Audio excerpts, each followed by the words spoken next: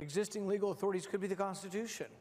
Could we not just call a judge and get a warrant and go down to the phone company and get what we want?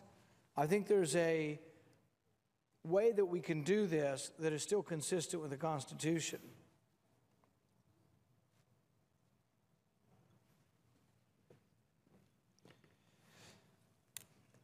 The other recommendation they have, other than ending the program, is that when the bulk collection program is ended, that the records should be purged, so there's no chance that this can be abused again in the future.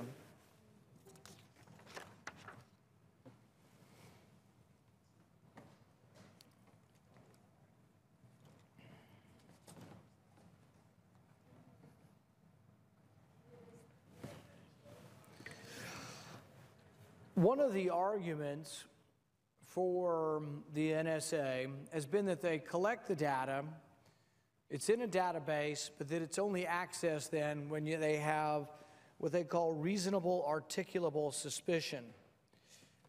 One of the recommendations of the Privacy Board, though, was that they not be given the ability to judge whether there is reasonable articulable suspicion, that it would actually go to an independent judge to determine this. So the recommendation of the Policy Board was that these should go to the review of the FISA court before they are able to query the database.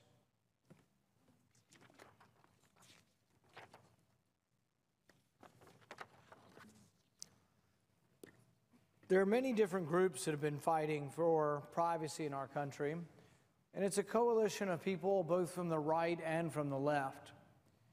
You've seen it today as different senators have come out here. We've had senators from the Republican Party as well as the Democrat Party. We've had those from the right, from the left. We've had conservatives, libertarians. We've had progressives. There's been a combination of folks who all sort of have one thing in common, and that's the belief that the Bill of Rights should be protected.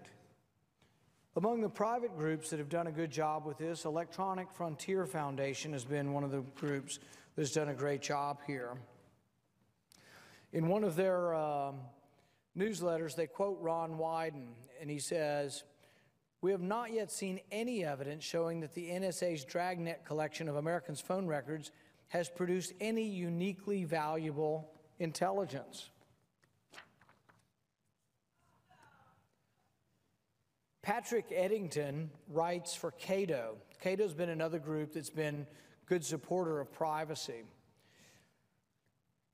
In an article that talks about the upcoming battle from a couple of weeks ago, he writes, this is of the USA Freedom Act.